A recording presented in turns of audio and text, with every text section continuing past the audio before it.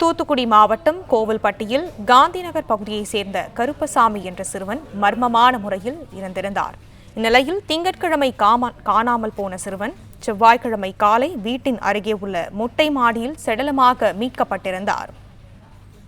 சிறுவன் அதிக அழுத்தம் காரணமாக மூச்சு திணறல் ஏற்பட்டு உயிரிழந்திருக்கலாம் என்று உடற்கூறாய்வில் தகவல் வெளிவந்திருக்கிறது.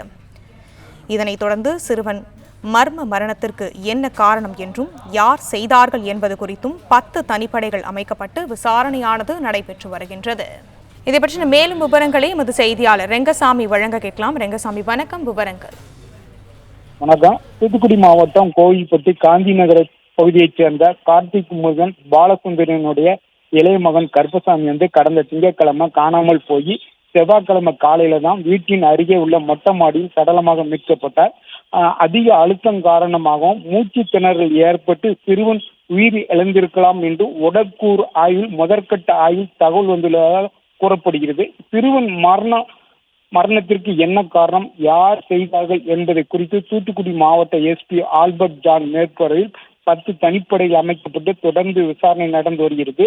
தூத்துக்குடி, நெல்லை, கன்னியாகுமரி மாவட்டங்களில் இருந்து 4 மோப்ப நாய்கள் வரவழைக்கப்பட்டு சோதனை மேற்கொண்டன.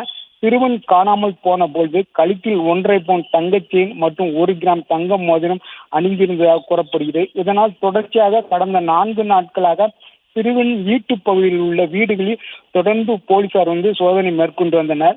அது மட்டுமல்லாமல் சிறுவன் வீட்டு பகுதியில் 24 மணி நேரம் கள்ளச்சந்தையில் மது விற்பனை மற்றும் கஞ்சா விற்பனை நடைபெற்றது வந்ததாக குறித்து சிறுவனுடைய தாயார் பாலசுந்தரி காவல்துறை கட்டுப்பாட்டு அறைக்கு தகவல் அளித்ததாக கூறப்படுகிறது. இதனால் சிறுவன் கொலை செய்யப்பட்டாரா என்ற கோணத்தில் போலீசார் விசாரணை நடத்தி வருகின்றனர். இதுவரை போலீசார் 100க்கும் மேற்பட்டவர்கள் விசாரணை நடத்தியுள்ளனர். சந்தேகத்துக்குரியவர்களை தனி இடத்தில் வைத்து ரகசியமாக வைத்து போலீசார் தொடர்ந்து விசாரணை நடத்தி வருகின்றனர். இந்த சூழ்நிலையிலிருந்து இந்த காலையிலிருந்து சிறுவனுடைய தந்தை கார்த்திக் முருகன், பாலசுந்தரி, தாத்தா கருத்தப்பாண்டி என 3 பேரும் கடிதம் எழுதி வைத்துவிட்டு விஷம் அறிந்து தற்கொலைக்கு முயற்சி செஞ்சதாக கூறப்படுகிறது. இதனை பார்த்து அருகில் இருந்தவர்கள் மற்றும் போலீசார் அதனை தடுத்து மட்டுமின்றி அவர்கள் எழுதிய கடிதத்தை வாங்கி கிழித்து போட்டனர்.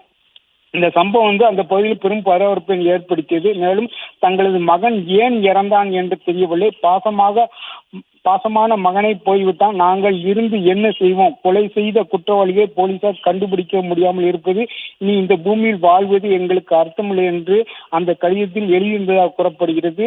இந்நிலை கோவில்பட்டி டிஎஸ்பி ஜெகநாதன் சிறுவன் தாய் பாலசுந்தரி மற்றும் குடும்பத்தினரை சந்தித்து சமாதானப்படுத்தினர். குற்றவாளிகளை உறுதியாக கைது செய்வோம் என்று டிஎஸ்பி ஜெகநாதன் உறுதியளித்துள்ளார்.